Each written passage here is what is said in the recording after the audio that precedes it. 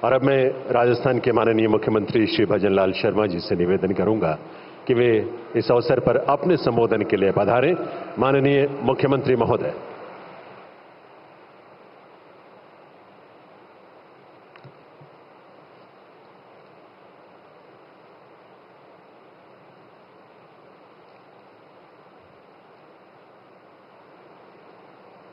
भारत माता की।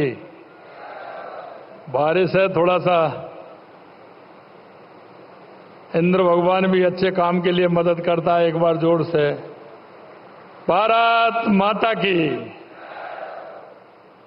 आज के इस जोधपुर उच्च न्यायालय के 75 वर्ष पूरे होने पर प्लेटिनम जुबली के इस समारोह में दुनिया के सबसे बड़े नेता, देश के यशस्वी और कर्मशील प्रधानमंत्री सम्मानीय नरेंद्र मोदी जी, एक बार मैं आपसे कहूंगा कि राजस्थान की इस धरती पर जोरदार तालियों के साथ आप सभी माननीय प्रधानमंत्री जी का स्वागत करें।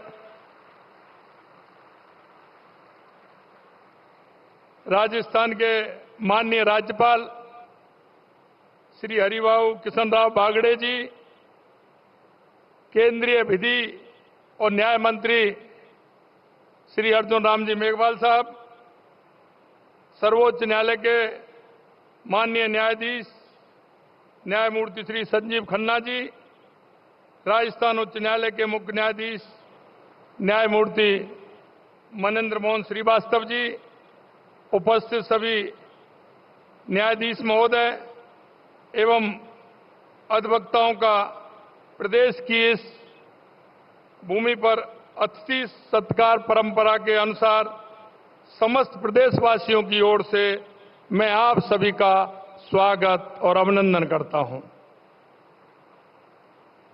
आज हम सभी के लिए हर्ष और आनंद का विषय है कि हम सभी यहां उच्च न्यायालय के प्लेटिनम जुबली समारोह में एकत्रित हुए हैं। राजस्थान उच्च न्यायालय का यह स्वर्णिम इतिहास रहा है। राजस्थान उच्च न्यायालय का नाम उन 9 उच्च न्यायालयों में गर्व के साथ लिया जाता है जिन्होंने देश में आपातकाल के दौरान भी न्याय के सिद्धांतों की रक्षा करने का काम किया था।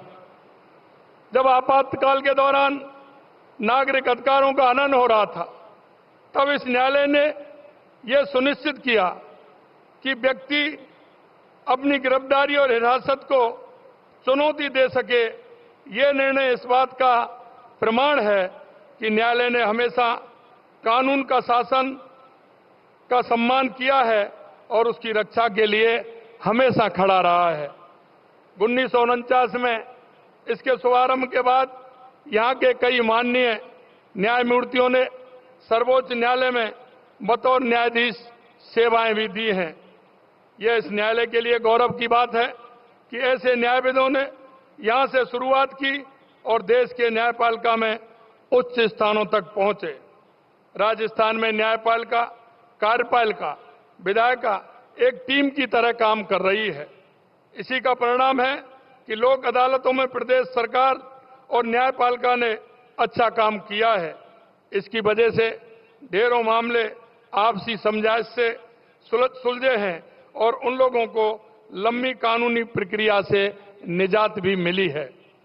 यशस्वी प्रधानमंत्री जी ने त्वरित कानून व्यवस्था सुनिश्चित करने के लिए वर्षों पुराने कानूनों को खत्म करने, नए कानूनों से प्रक्रिया को आसान बनाने और नियमों के सरलीकरण जैसे काम किए हैं।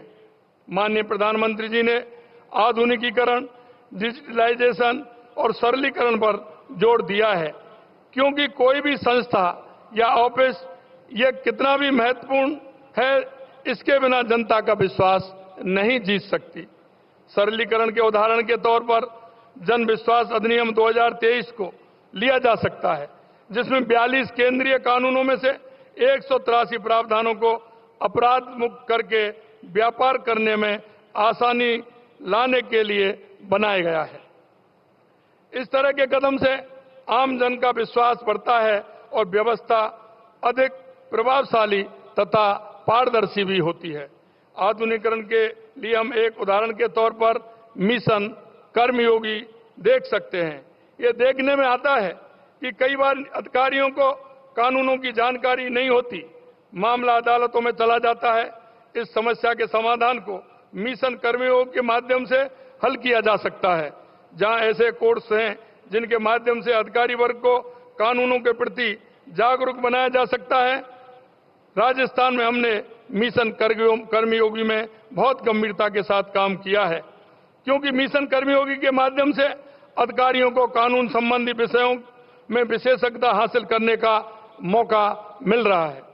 राजस्थान राज्य से मिशन कर्मयोगी के अंतर्गत आईगोड डिजिटल प्लेटफॉर्म पर 5,30,000 से अधिक कार्मिक पंजीकृत हैं और राजस्थान सरकार के 2,35,000 से अधिक कार्मिकों द्वारा पाठ्यक्रम पूरा कर लिया गया है।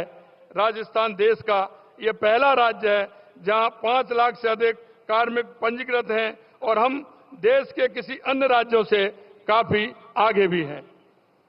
हमने डिजिटल इनिशिएटिव के लिए जो लॉन्च होते हुए देखा है, डिजिटलाइजेशन की दिशा में एक सकारात्मक कदम है।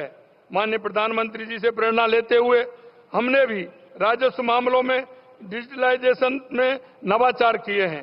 प्रदेश में नामांतरण प्रक्रिया को सरल करने और समय पर लोगों को सेवाएं उपलब्ध करवाने के लिए नामांतरण को ऑनलाइन और पेपरलेस करने का काम किया है। साथ ही खातेदारों की कृषि भूमि के आपसी सहमति से विभाजन की संपूर्ण प्रक्रिया को ऑनलाइन किया गया है।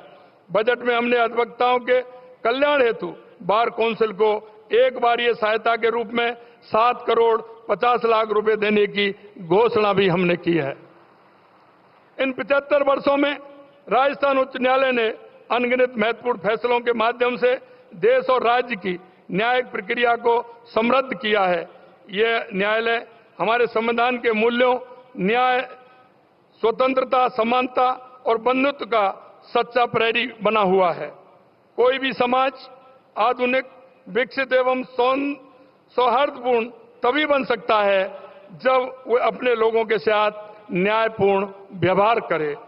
अंत में मैं राजस्थान उच्च न्यायालय के सभी सदस्यों को उनके समर्पण, ईमानदारी, कठिन परिश्रम के लिए हार्दिक बधाई देता हूं।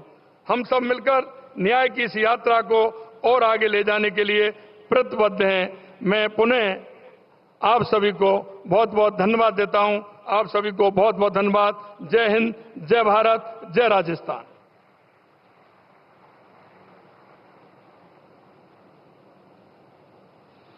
बहुत बहुत आभार माननीय मुख्यमंत्री श्री भजनलाल शर्मा जी का।